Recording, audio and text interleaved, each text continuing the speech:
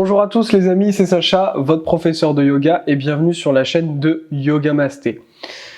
Pour, je pense, un grand nombre d'entre vous, c'est la première fois que vous tombez sur notre chaîne et c'est du coup la première fois que vous me voyez, tout simplement parce que j'aborde un sujet que je n'aborde pas d'habitude en vidéo, quelque chose qui n'a rien à voir en soi avec le monde du yoga. Je ne sais pas encore comment va s'appeler cette vidéo. Simplement, à l'intérieur de cette vidéo, je vais discuter autour du documentaire Hold Up qui est sorti à l'heure où je tourne, il y a un peu moins d'une semaine.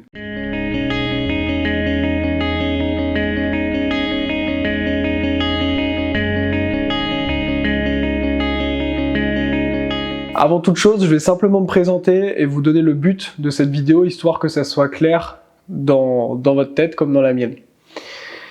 Ce qu'il faut comprendre d'abord, avant toute chose, c'est que cette vidéo, elle a aucun but financier, je n'ai aucun intérêt financier à faire cette vidéo, je n'ai pas de vaccin à vous vendre, je n'ai aucune pilule magique à vous vendre, je n'ai aucun traitement à base d'huile ou je ne sais quoi à vous vendre.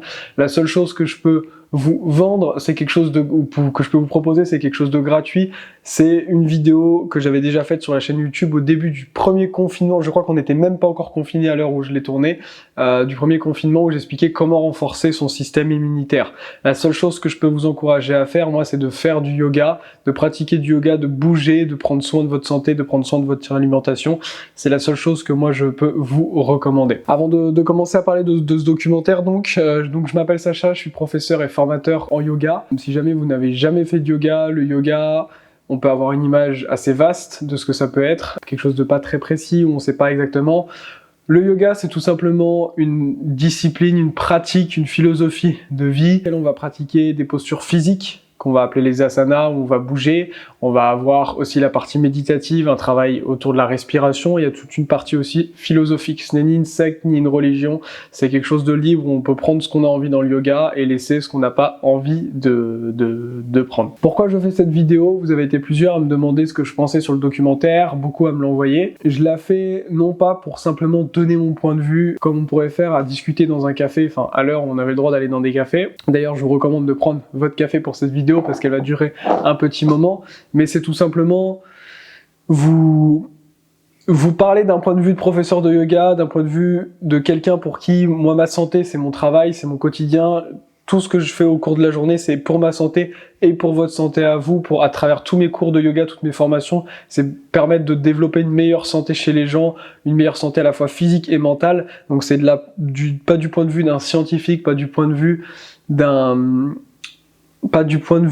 quelqu'un qui va vous vendre des vaccins, mais du point de vue d'un professionnel en soi de la santé, parce que mon travail, c'est d'améliorer la santé des gens au quotidien. N'hésitez pas à prendre votre petit café, votre petit thé. Donc, aujourd'hui, je vais pas, à travers cette vidéo, j'ai pas envie de dire il y a un coronavirus, il n'y a pas de coronavirus, on nous ment pas. Simplement, je sais que beaucoup d'entre vous aussi ne vont pas prendre le temps de regarder ce long documentaire qui est extrêmement intéressant. Je vous recommande de le regarder au plus vite avant qu'il soit vraiment disparu d'internet, même si je pense que beaucoup de personnes l'ont déjà téléchargé pour pouvoir le remettre quoi qu'il arrive. Déjà, j'apporte tout mon soutien aux réalisateurs et à toutes les personnes qui ont osé participer.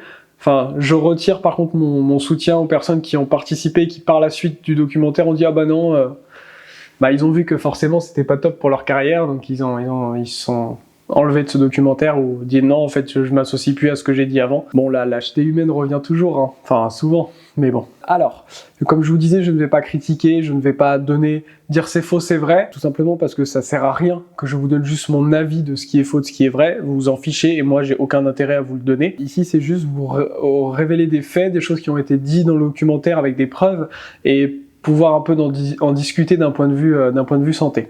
Donc on va simplement discuter d'un point de vue santé. Sachez que si vous voulez faire attention à votre santé, prendre soin de votre santé, vous pouvez faire du yoga. Je vous recommande d'aller voir gratuitement, encore une fois il n'y a rien à vendre sur ma chaîne YouTube, plein de cours de yoga que je vous offre et vous pouvez également du coup aller voir la vidéo dont je vous ai parlé que j'ai fait au début du confinement où je donne des petites astuces pour prendre soin de sa santé et surtout booster son système immunitaire.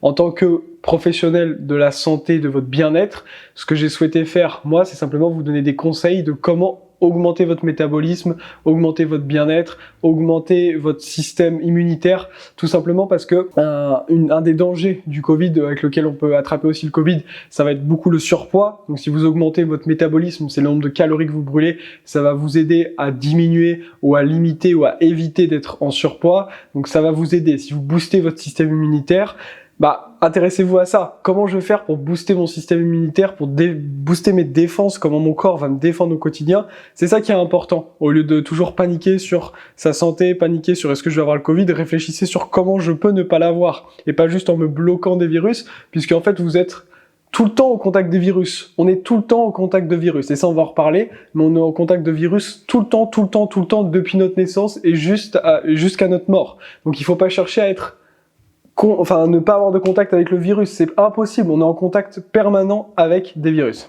Je vous ai pas fait une thèse ou une dissertation sur ce documentaire, j'ai simplement relevé des choses qui m'ont marqué, qui pour moi avaient du sens et sur lesquelles je souhaitais réagir et vous donner des petites informations. Parfois j'ai noté le nom des personnes qui intervenaient, parfois non. Si vous voulez en savoir plus, après allez voir par vous-même le documentaire. Il y a une phrase qui a été dite au début du documentaire qui disait « Dès lors que vous faites croire à quelqu'un qu'il est en danger de mort, vous en faites ce que vous voulez ». Je sais plus quel intervenant disait ça, mais ça c'est quelque chose d'extrêmement intéressant, c'est très lié à la psychologie, on parle beaucoup de psychologie dans le documentaire. J'étais dans l'armée avant, et du coup ça m'a ramené vers certains aspects dont je voulais vous parler, et qui valident en fait cette phrase, et ça peut vraiment permettre de faire un parallèle avec la situation actuelle. Retenez bien l'idée de cet état de peur. Pensez, là c'est moi qui vous donne cet exemple, imaginez vous avez un chat, comme vous avez pu voir passer, un chien, peu importe, ou encore si vous avez des enfants, c'est encore plus marquant. Et si on vous dit, ok, il faut absolument que votre chat, si tu veux qu'il survive, sinon il va mourir là, il faut qu'il prenne ce médicament-là. Ok, ce médicament, ce traitement, il coûte 2000 €. Peu importe votre situation financière, que vous soyez extrêmement riche, extrêmement pauvre, vous allez presque tous trouver une solution, presque tous trouver un moyen de pouvoir payer ce traitement. Et vous allez avoir peur, en fait. Peur pour votre animal, peur pour votre enfant, peur pour votre famille. Et vous allez... Peu importe, la peur, elle va diriger ça et vous allez tout faire. Peu importe la somme qu'on vous demande, vous allez la donner en fait. Et le vaccin, on le reverra après, mais il est extrêmement lié du coup à l'argent. Et du coup, si on arrive à créer une situation de peur collective, on va pouvoir faire ce qu'on veut de vous. Donc ça, c'est une chose très importante. Là, pour vous donner un exemple militaire, si on vous met... Enfin, militaire, après peu importe, mais si on vous met une arme ici et qu'on vous dit « Ok, t'appelles telle personne, tu lui dis ça », 99% des gens vont appeler cette personne et on va vous faire dire ce que vous voulez, on va vous faire signer ce que vous voulez, vous allez faire ce que on vous dit de faire en fait. Et c'est exactement ça, une fois qu'on a instauré la peur, on a un contrôle énorme sur vous. Et là, c'est extrêmement psychologique. Et c'est là que ça devient extrêmement dangereux et en même temps, je trouve que c'est presque vraiment du génie. Comment ça a été instauré maintenant, cette peur collective? Grâce aux médias, à cause, étymologiquement c'est pas négatif ni positif, simplement la cause de, donc à cause des médias, à cause de l'emprise qu'a le pouvoir sur les médias.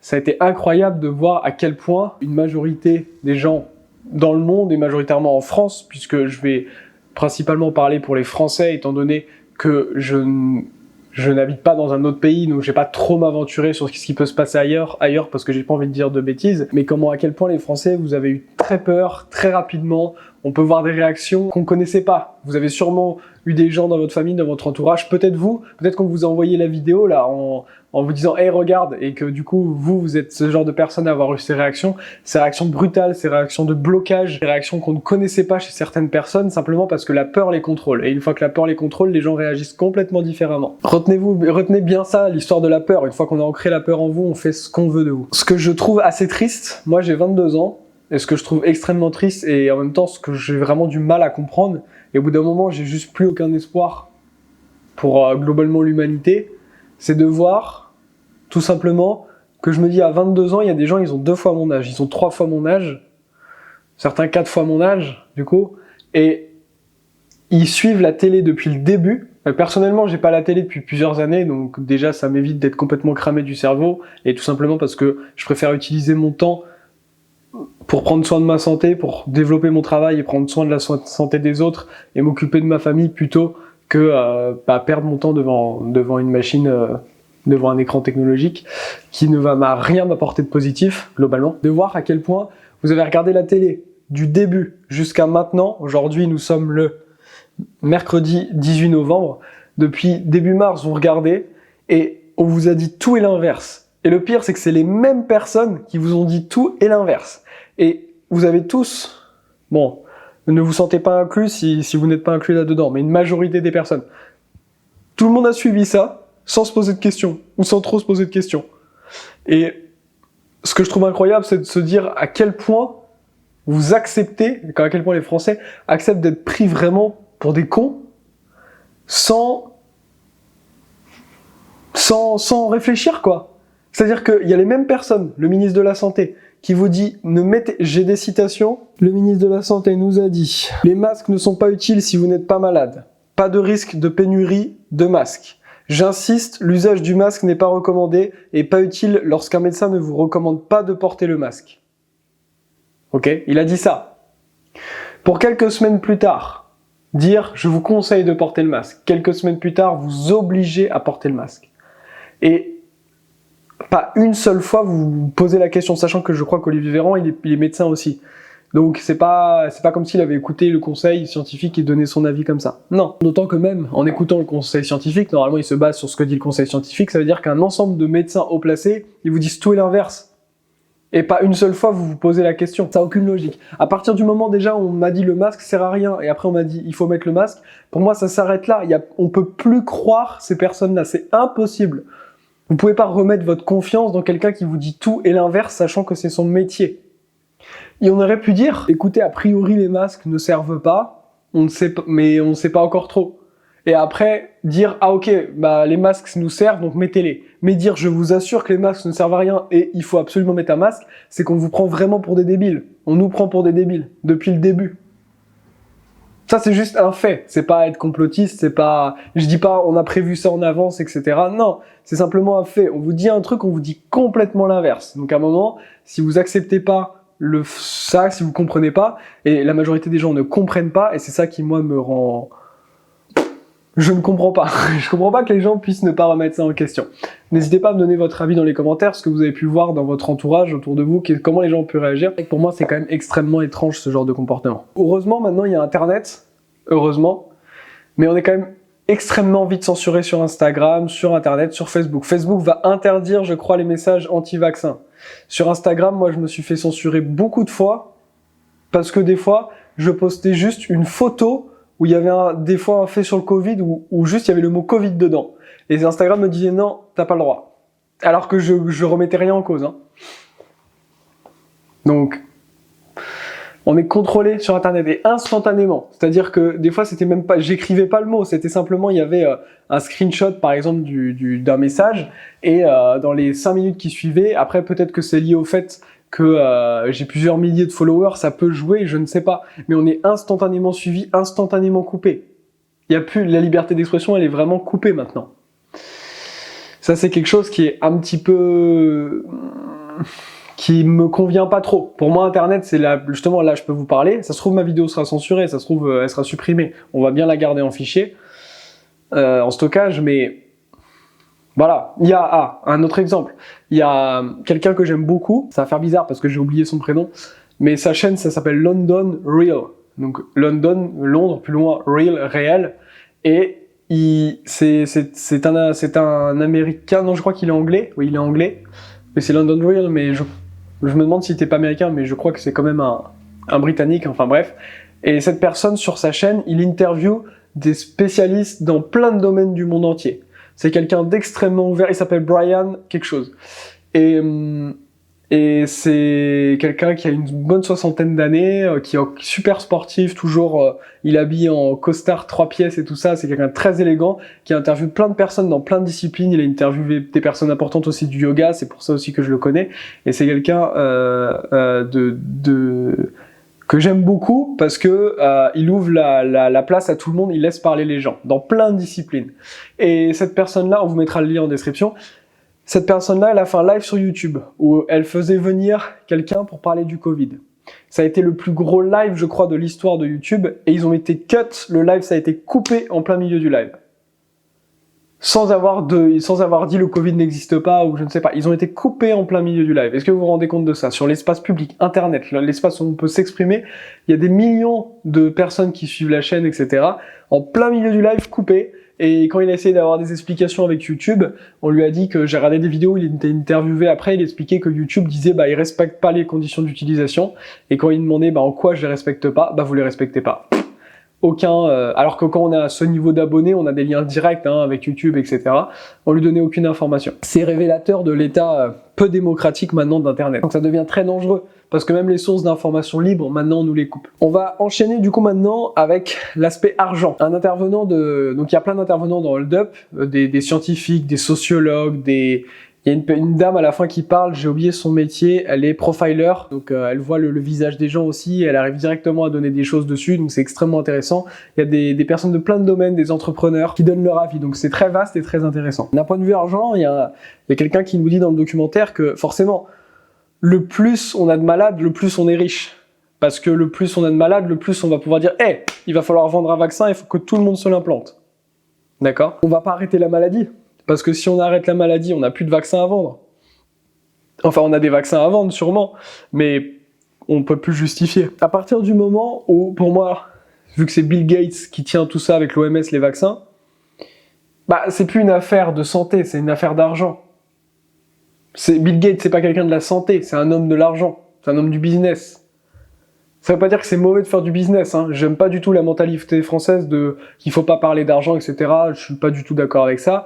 C'est pour moi s'il n'y a pas de sujet tabou à avoir, mais simplement, quand on mélange quelqu'un qui est que dans le business et qu'on le ramène dans le monde de la santé, ça peut créer des problèmes quand même. On a le droit de se poser des questions. C'est la même chose que quand les virus sur ordinateur sont arrivés.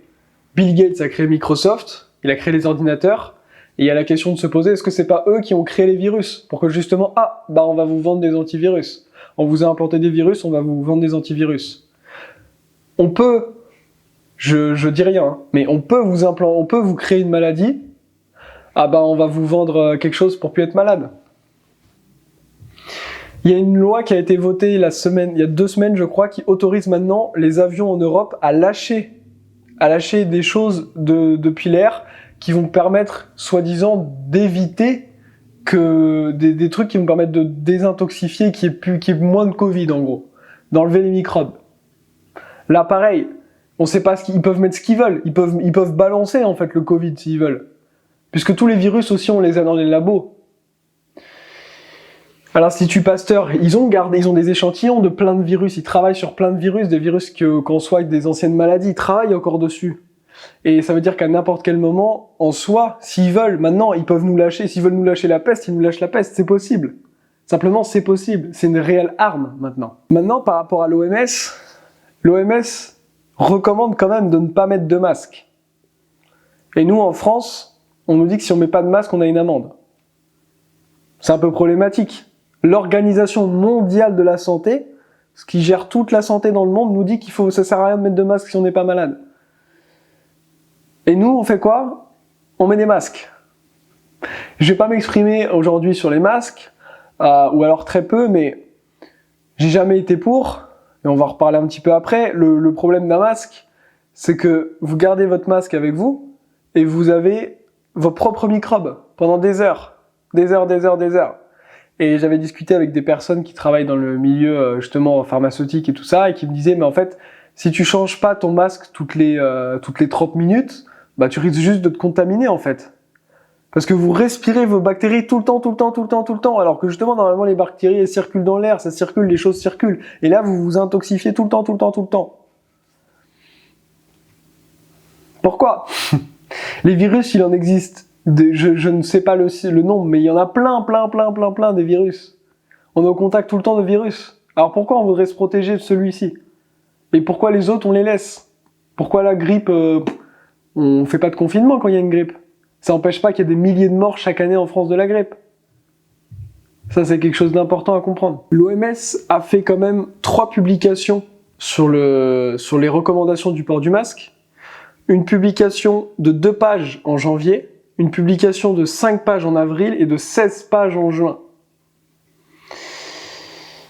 Là déjà, c'est un petit peu... On se demande pourquoi il y a besoin de faire 16 pages quand même sur le fait de porter le masque ou non. Dites-nous oui ou non. Il faut savoir ensuite,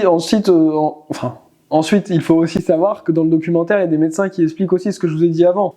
Forcément, avec notre masque, on augmente le risque d'autocontamination.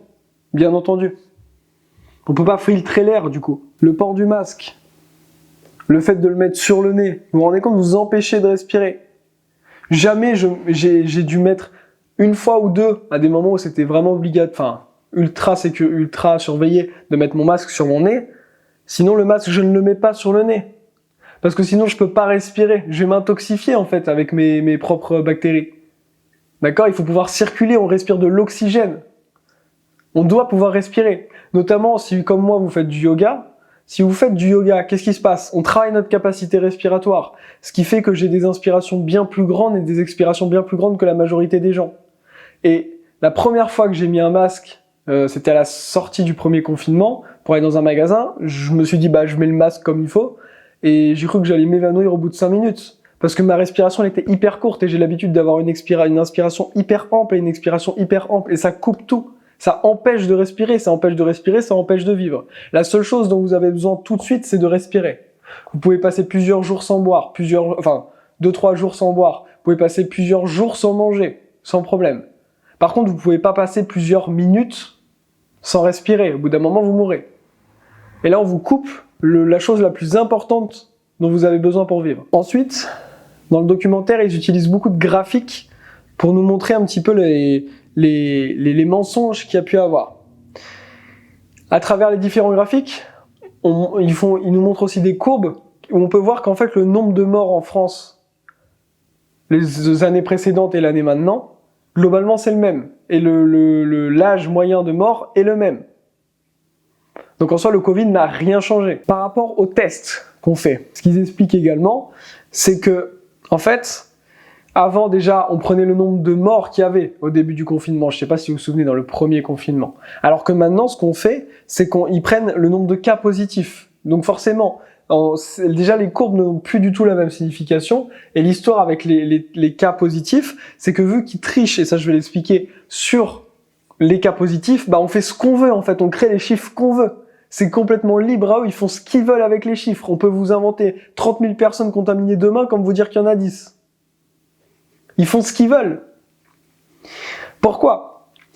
Ce qu'ils expliquent dans le reportage, c'est que, en fait, les tests sont nuls. C'est-à-dire que la plupart des gens sont pas positifs. Mais ils amplifient les tests. Du coup, tout le monde est positif pour rien. C'est ça qu'ils expliquent. C'est qu'en fait, on peut avoir un vieux rhume, on peut avoir n'importe quoi. Le moindre petit truc qu'on a dans le corps va faire qu'on va être positif, vu tellement ils amplifient le test. Donc en fait, la majorité des gens qui sont positifs ne sont pas positifs en réalité. Et ça me fait penser j'ai vu un article il y a 2 jours d'Elon Musk qui disait que dans la même journée, il avait testé 2 fois positif et 2 fois négatif. Dans la même journée, rendez-vous compte, ça a aucun sens les tests, aucun sens. Et ça, c'est qu'en France pour le coup, de base, l'amplification. Donc si c'est aux États-Unis, c'est aussi pourri que ça veut dire qu'en France, c'est encore pire. Pour prendre par rapport à d'autres pays, la Suède n'a pas confiné. Regardez les résultats. Certes, ils ont eu des morts au début, mais ça s'est calmé. Et même, ils n'ont pas eu quelque chose de plus grave que nous, en termes de morts. Alors qu'ils ont continué à vivre. Et ils n'avaient pas de masque. Alors certes, on va me dire, oui, mais ils sont mieux éduqués, etc. Eh bien ça dépend que de nous. Ça dépend que de nous. Pourquoi les Français, on est mal éduqués? Pourquoi vous agissez mal? Comportez-vous bien, respectez des gestes barrières basiques, lavez-vous les mains. Mettez votre main quand vous toussez, quand vous bâillez. C'est tout, c'est juste des choses basiques. Au Canada, on voit dans le documentaire des images du Parlement où ils parlent de camps d'isolement. Dans quelle mesure, etc., je ne sais pas. Mais ils parlent de camps d'isolement liés au Covid. Ça rappelle quand même pas les meilleurs moments de notre histoire. On a une médecin qui parle justement des dangers du masque en coton. On nous a vendu le masque en coton, c'est hyper dangereux. On le réutilise, on a nos microbes continuellement, il faudrait le laver tout le temps. On voit ensuite une fille au lycée qui dit qu'ils n'ont même pas le droit de retirer un instant leur masque, ils doivent garder le même, et toute la journée, ils n'ont pas le droit de le changer. Ils n'ont pas le droit de l'enlever. Ça veut dire quoi? On passe toute la journée sans respirer, mais comment on fait? Comment ils font ces pauvres enfants? Moi, il y a quelques années, quand j'étais encore au lycée, mais là, j'irai plus au lycée, c'est pas possible. Je peux pas respirer, je vais pas me laisser mourir. Ça détruit le système immunitaire de faire ça. Je vais pas aller donner mon système immunitaire. Il n'y a rien de plus précieux sur Terre que votre santé. Il n'y a rien de plus précieux que votre santé. Là, si j'avais un enfant là, je l'enverrais pas à l'école. C'est pas possible. Je vais pas le laisser mourir, en fait. Je vais pas lui détruire sa santé. Et lui détruire son aspect psychologique. On va en parler après. Ils expliquaient aussi que quelqu'un du lycée s'est fait virer, conseil de discipline, car il n'avait pas son masque sur le nez. Comment expliquer, c'est la question que je me posais et j'en discutais avec ma fiancée, en tant que parent, là, si là j'avais un enfant, comment lui expliquer que à l'école on est censé apprendre les bonnes règles, et là ce qu'on lui fait faire c'est pas bon pour sa santé. Comment éduquer quelqu'un comme ça? Comment l'enfant peut comprendre? Un parent d'élève aussi qui explique que dans le lycée de sa fille, il y a eu une personne qui était absente depuis 10 jours. Ça fait 10 jours qu'elle n'était pas là. Suspicion de Covid, je crois, ou Covid testé positif, mais enfin bon, les tests positifs, on sait ce que ça veut dire. Ça fait 10 jours qu'elle n'était pas là. Hein. Au bout de 10 jours, ils ont dit, bon bah on ferme le lycée, et on fait 1500, ils ont été 1500, il y a eu 1500 tests. À quoi ça sert? Tout le monde allait bien dans le lycée, il y a juste une nana qui n'était pas là depuis 10 jours. Ils bloquent tout le lycée. On a ensuite un personnel de crèche, quelqu'un qui travaille dans une crèche, qui nous explique que justement maintenant les enfants, ils ont peur. Il dit les enfants, ils sont terrorisés si on n'a pas notre masque, en fait. Les enfants, les bébés. Et là, d'un point de vue psychologique, ils expliquent aussi que c'est vraiment l'âge important. Les enfants, ils s'identifient avec le visage. Ils ont besoin de toucher, de voir. Et là, ils peuvent plus associer. Et ça, beaucoup de personnes ont expliqué, je l'ai lu aussi dans plein d'articles, ça a créé de gros problèmes psychologiques, de gros problèmes psychomoteurs, de gros problèmes de développement de l'enfant. Ça, c'est terrible aussi. Ils ont expliqué que c'était finalement une sorte de terrorisme psychologique, à la fois pour les adultes et pour les enfants. Il y a également quelqu'un qui explique, qui reprend le discours d'Emmanuel Macron, où Emmanuel Macron dit « Nous sommes en guerre ». Je m'en souviens, j'ai radé aucun discours, hein, mais j'ai eu des fois des trucs qu'on m'envoyait, des citations, je lisais des articles de différents journaux, qui expliquaient justement que ça c'est quelque chose que je vous encourage à faire.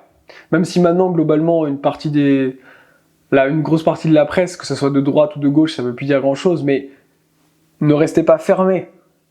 Je peux lire Le Figaro, je peux lire Le Monde. D'accord? Ne restez pas enfermés, prenez le maximum d'informations et faites-vous votre propre idée.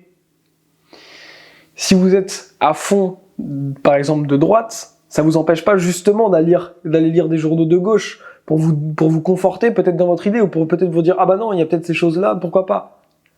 Et à l'inverse, vous pouvez être de gauche, lire des journaux de droite. Il faut être ouvert d'esprit, il faut se faire son propre avis. Ce qu'ils expliquent, du coup, ensuite, voilà, c'est qu'ils reprenaient le discours d'Emmanuel Macron et disaient « Nous sommes en guerre ». Et je m'en souviens, quand je l'avais entendu, j'avais rigolé. J'avais rigolé parce que nous sommes en guerre. Il est où l'ennemi? On est en guerre contre qui, contre quoi? Ça n'a aucun sens. Et ça annonçait déjà, il expliquait que c'était annonciateur, la personne, d'un abus d'autorité. À partir du moment où on se dit en guerre, ça donne un pouvoir intouchable à la direction de notre pays qui peut faire ce qu'il veut. On est en guerre, donc je justifie tout ce que je veux justifier. Tout ce que je veux faire, je peux le justifier.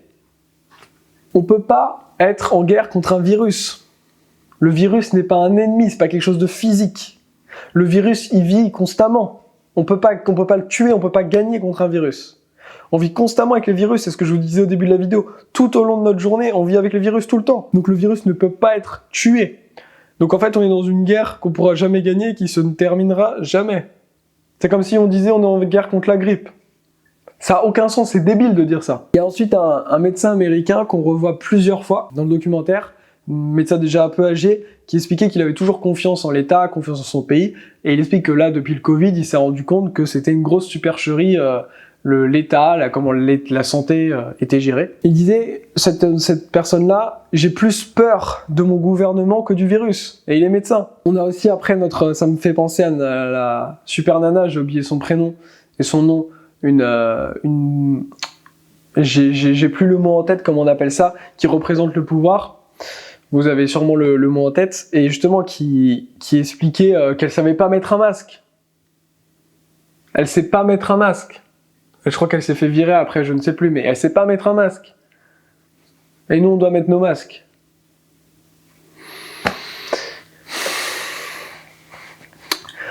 Faut savoir ensuite maintenant la partie sur l'argent que ça génère. Quel intérêt ont les médecins dedans? Alors, déjà avant de commencer, il y a un médecin dedans qui explique qu'il y a eu des sondages qui avaient été faits avec les médecins. 70% des médecins généralistes en France avaient dit qu'ils prendraient le traitement Raoul si ils étaient malades du Covid. Et pourtant son traitement il est passé à la trappe. 70% des médecins avaient dit le faire. Sachant que dans les 30% qui ont dit de pas le faire, il y a peut-être déjà des médecins qui étaient sous pression financière ou psychologique. Déjà, ça pose question. C'est leur métier. Ils connaissent mieux que le gouvernement la santé. Il faut savoir au prix de la consultation. La consultation, elle passe à 55 € à partir du moment où c'est déclaré consultation Covid. Et du coup, tous les médecins déclarent tout en consultation Covid. Forcément, c'est beaucoup mieux rémunéré. L'argent rentre dedans. Quelqu'un explique dans le documentaire aussi que le Covid, en moyenne, ça nous fait passer un séjour à l'hôpital de 1000 à 4000 €. Alors qu'il n'y a rien qui change, globalement. Simplement le terme Covid. La dénonciation, elle est rémunératrice maintenant. Rémunératrice, autant pour moi. Ça pareil, ça pose problème. Les médecins, ils gagnent de l'argent quand ils déclarent quelqu'un Covid. Pas pour leur consultation, mais parce qu'ils déclarent quelqu'un Covid. Les autopsies sont interdites. Ça pareil, ça pose problème. Il y a un livre que je n'ai pas encore eu l'occasion de lire du docteur Perron, un très bon médecin qui s'appelle « Y a-t-il une erreur qu'ils n'ont pas commise ?» Je vous encourage, je l'ai pas encore lu, mais je vous encourage déjà à aller voir cet ouvrage, qui est extrêmement intéressant de ce que j'ai pu lire dessus et de ce qu'on m'a dit. Interdiction, pareil, de promenade pour les EHPAD. Et c'est expliqué, une personne qui travaille dedans expliquait, mais à quel moment, pourquoi on n'a pas le droit de les sortir? Pourquoi? De se promener, pourquoi? Elle expliquait que c'était tellement dur, c'était inhumain. Et ce qui est aussi inhumain, c'est de trier les gens. De dire, ok, toi tu peux sortir, toi non. Qui es-tu pour me dire que j'ai le droit de sortir ou non? Qui es-tu? Ok, parlons maintenant d'un point de vue institutionnel. Il faut savoir que ce qu'a dit un intervenant dans le reportage, dans le documentaire, c'est que Macron, avec l'institution, il triche en fait. Il explique qu'en fait, il sabote les élections municipales avec l'histoire des 1 semaine. Tout simplement parce que en fait, c'est obligatoire qu'il y ait 1 semaine seulement de délai entre le premier et le second tour des municipales. Et ce qu'explique l'expert dedans, c'est que Macron savait très bien que le second tour n'aurait pas lieu. Déjà, ça a posé problème aussi. Il y a ensuite quelque chose de très intéressant dans le documentaire où on parle du rapport, d'un rapport de la CIA. Donc ça c'est un livre qui s'appelle le rapport de la CIA de 2009 et il y a une page que j'ai pris en photo. Je vais vous lire ce qui est écrit dedans. Le déclenchement 2009. Le déclenchement possible d'une pandémie mondiale, ce sera sans doute en Chine, un virus H5N1 augmentant les chances de mutation d'une souche susceptible de provoquer une pandémie. La maladie tarderait à être identifiée. Il faudrait des semaines pour que des laboratoires fournissent les résultats définitifs confirmant l'existence d'une maladie risquant de muter en pandémie. En dépit des restrictions, des voyageurs présentant peu ou pas de symptômes pourraient transporter le virus sur les autres continents. L'absence d'un vaccin efficace ou d'immunité dans le reste du monde exposerait la population à la contagion. Les pertes économiques à l'échelle mondiale entraîneraient l'infection d'un tiers de la population du globe et la mort d'une centaine de millions d'êtres humains. Ça, c'est déjà aussi un petit peu révélateur. On est ensuite, il parle de l'association Rockefeller, où ils sont spécialisés justement dans l'écriture de scénarios apocalyptiques. Et à un moment, justement, ils disent également que ça date de je sais plus quelle année, mais ça a plusieurs années déjà, où ils expliquent que le gouvernement chinois serait à l'origine... ça serait en Chine qu'il y aurait l'origine d'une pandémie et que le gouvernement chinois mettrait tout le monde en quarantaine avant le reste du monde, et ce qui permettrait à l'économie chinoise, elle, de redémarrer après. Tandis que le reste du monde serait un petit peu dans la catastrophe pour se remettre de cette pandémie. C'était en 2010. Ensuite, il y a un extrait d'une conférence de Bill Gates en 2015 qui parle du risque de virus, et il dit que le risque de virus est plus important que la guerre. Que si on est en guerre, c'est contre un microbe et non contre un missile. Sachant qu'après, c'est lui qui a de grosses parts dans l'OMS, qui est responsable aussi avec les vaccins. Pareil, ça pose un peu des problèmes peut-être éthiques. Quelqu'un dans le documentaire explique aussi qu'un traitement qui peut valoir 5 € à être créé peut être vendu 800 €. Là, j'ai mieux compris l'ampleur budgétaire de ce problème-là. On a Jacques Attali, bon je pense que vous le connaissez tous, si vous le connaissez pas, tapez Jacques Attali. Jacques Attali a dit « ça se terminera quand il y aura un vaccin, peut-être demain, peut-être jamais ». Sachez que si vous voulez savoir souvent comment se passe le futur, vous avez juste à écouter Jacques Attali. Là, il a été là avec tous les présidents, bah on a l'impression qu'il sait un petit peu tout à l'avance. C'est d'ailleurs lui qui a ramené Emmanuel Macron comme président. Il a dit qu'il connaissait déjà la personne et que ça serait une femme qui serait après Emmanuel Macron. Il se félicite d'ailleurs publiquement d'avoir été à l'origine de la carrière de Macron. Quand personne connaissait Macron, il expliquait déjà que Macron deviendrait président. Et il s'en cache pas. C'est pour ça que je peux vous en parler librement. On voit aussi beaucoup Anthony Fauci, alors je sais pas comment ça se prononce dans le documentaire, qui a été élu par je ne sais plus quel magazine aux États-Unis, l'homme le plus corrompu des États-Unis. On voit un discours lorsque Trump devient président et il explique qu'il y aura avec un calme total et presque une joie, un léger sourire, qui explique que il y aura une épidémie surprise sous le mandat de Trump. Et au même moment, on voit Trump qui le regarde d'un air un petit peu étonné. Et il était vraiment sûr de lui, il a dit il y aura une pandémie surprise. Je vous cite maintenant également c'est pas dans le documentaire, mais on a Pascal Praud, vous le connaissez tous, à la télé, qui a cité les chiffres qui sont sortis en France il y a quelques jours là, à l'heure où je tourne la vidéo. Je vous cite. C'est les chiffres de Santé publique France. 90% des patients en réanimation ont une comorbidité. Moyenne d'âge des décès, 81 ans, soit l'espérance de vie moyenne en France. Un tiers des décès a eu lieu dans les EHPAD. 50% des victimes avaient plus de 84 ans. 80% des victimes avaient plus de 75 ans. 99,9% des victimes ont plus de 30 ans. Soit seulement 28 morts de moins de 30 ans en France, et la majorité des morts de moins de 30 ans avaient d'autres pathologies. C'est ridicule, c'est rien. C'est hyper triste pour toutes ces personnes qui sont d'accord, je le dis parce qu'on va râler sinon dans les commentaires, mais c'est rien par rapport à des pandémies qu'il y a pu avoir dans l'histoire de l'humanité. Les plus de 90 ans, ils ont 80% de chances de survie au Covid. D'accord? Donc quelqu'un de plus de 90 ans, ils ont plus de 80% de chances de survie au Covid. 83% des gens en réanimation sont en surpoids. Et ça, je l'ai dit dès le début, dans ma première vidéo au début du confinement. On fait peur aux gens, mais on leur dit pas que c'est parce qu'ils sont gros, qu'ils mangent mal, qu'ils font n'importe quoi, qu'ils font que fumer. Et c'est ça qui fait qu'ils sont malades. D'accord? Faites attention à l'alimentation, bougez, et vous serez pas malade. Et si vous tombez malade, vous vous en remettrez. C'est surtout ça qui est important. D'accord? 83% sont en surpoids. Imaginez. Si vous faites déjà attention à votre système immunitaire, à votre santé. Imaginez comment, déjà, ça vous permet de diminuer le risque qu'il vous arrive quelque chose. En France, on a tendance à toujours... vu qu'on n'aime pas le travail en France, on est toujours en train de soutenir « Ah, mais c'est pas de sa faute, si cette personne elle est grosse, si ça, c'est ça, c'est ça. » C'est faux. La part des personnes en surpoids et obèses qui ont une maladie qui a fait ça, c'est extrêmement bas. Et la plupart des gens, ils développent des maladies et qui font qu'ils restent gros et obèses justement parce qu'ils sont déjà gros et obèses et ça développe d'autres maladies. Mais à la base, le nombre de personnes qui deviennent gros et obèses, la part de maladie est extrêmement faible en pourcentage. Pour la plupart des gens, c'est juste de votre responsabilité. Et on a du mal avec ça en France, je suis désolé de le dire, hein. Je vais sûrement avoir des gens qui vont s'énerver, mais c'est la vérité. 90% des gens en réanimation ont une comorbidité, 90%. Seuls 2% des patients décédés avaient moins de 60 ans. 2%. Rien que ça peut faire une vidéo. On a également après un ingénieur titulaire de plusieurs brevets, qui a déposé plusieurs brevets, qui explique que d'après lui c'est fait d'origine humaine, que ça a été fabriqué par l'Institut Pasteur. On a Luc Montagnier, un professeur français, qui explique que les scientifiques du monde entier sont achetés de partout. Il y a un non-débat, il y a une idée imposée, c'est une réelle dictature de la pensée. On a ensuite un autre médecin qui explique que la moitié des rhumes, de toute façon, sont des types de coronavirus. Donc il n'y a aucune raison de s'inquiéter du coronavirus.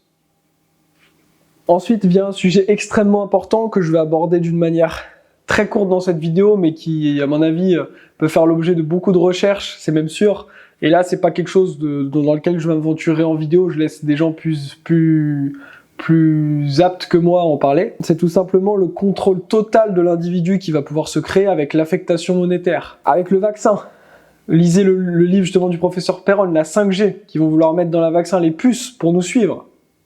On va être traqué de partout. Ça va être robotisé, automatisé. Ce qui veut tout simplement dire, ce qu'expliquait une femme dedans dans le documentaire, c'est que si par exemple il y a un confinement et qu'avec les puces on est traqué, si vous allez à un endroit, vous sortez de chez vous alors que vous n'avez pas le droit de sortir, on vous empêche de sortir de chez vous, et ben on va vous couper vos fonds monétaires, vous allez plus avoir d'argent. Parce qu'on va tout vous couper parce que vous allez être tracé de partout et la question éthique se pose jamais. On a ensuite un entrepreneur français à succès qui explique qu'avec l'application Stop Covid, il y a eu pas mal de personnes justement qui ont rapporté ça, qui avaient des téléphones Android. On voyait que Google leur envoyait un rapport de leur mouvement, sachant que Google c'est pas l'État mais une société privée. De quel droit une société privée peut vous traquer complètement? Sachant que ça venait par Stop Covid, l'application, que Jean Castex n'est même pas capable d'installer sur son portable et ne connaît même pas le nom. Quand même un peu problématique. La maladie, elle tue 0,5% des gens que ça touche. 0,5%. Sachant que ça inclut toutes les personnes qui ont une obésité, des pathologies et autres. Ça explique aussi dans ce reportage que du coup les enfants ils sont traumatisés en masse avec troubles psychologiques à long terme. Ces mesures ne sont pas fondées de confinement. Et du coup, constitutionnellement, c'est pas possible en soi de faire des choses pareilles, de vous priver autant de liberté. On nous montre aussi des tweets d'Olivier Véran qui met des tweets avec des chiffres faussés sur Twitter. On nous montre aussi des articles qui expliquaient à un moment qu'il y avait 523 morts en France à cause du Covid, alors qu'il n'y en avait que 288. Ça a été rectifié, mais bien après. C'était trop tard, une fois que l'information est diffusée, elle est diffusée. Vers la fin du documentaire, on parle aussi du livre de Peter Gottschalk, pardon de la prononciation, qui est un chercheur danois. Son livre s'appelle Remèdes mortels et crimes organisés, comment l'industrie pharmaceutique a corrompu les systèmes de santé. Voilà. C'est un livre qui peut être intéressant à lire, que je n'ai pas lu. Voilà les amis, je vous ai fait une vidéo un peu longue. Si vous êtes resté jusque là, n'hésitez pas à mettre un commentaire dans la vidéo, à vous abonner à la chaîne YouTube, partagez-la, ok ? Partagez-la, peut-être que des gens vont pas pouvoir avoir certaines prises de conscience. Vous avez pu voir que dans cette vidéo, je n'affirme rien, je ne vends rien, je ne dis pas de théorie du complot, je dis pas que ça existe, je ne dis pas que ça n'existe pas. Simplement, je prends des faits, j'essaie de les ramener en ayant une certaine logique, en essayant de voir les choses d'un point de vue neutre, en vous donnant l'avis un peu aussi de la part d'un professionnel de la santé du sport, pour voir ce qui est bon pour votre santé, de penser à votre système immunitaire, comment renforcer mon système immunitaire, c'est surtout ça qui est important. Essayez d'avoir de l'emprise sur ce que vous pouvez contrôler et arrêtez de vous faire contrôler par la peur. Mettez-vous à la méditation si ça vous stresse, toutes ces histoires de Covid, de confinement. Il y a des méditations sur la chaîne YouTube, allez les faire, c'est gratuit, vous pouvez les faire autant de fois que vous voulez, c'est le partage. Si ça vous a plu, n'hésitez pas à vous abonner, à liker, à commenter, vous avez les liens pour me soutenir dans la description, vous avez mes vêtements, vous pouvez avoir des replays de cours que j'ai donnés, suivre des ateliers avec moi, des formations, allez voir tout ça, soutenez-moi, j'ai fait tout ça gratuitement pour vous, mais n'hésitez pas à me soutenir, ça m'aide dans mon travail. S'il y a des sujets que vous souhaitez que j'aborde, mettez-les en commentaire également. Et on se retrouve très vite, c'était Sacha, votre professeur de yoga et coach de vie. Namasté.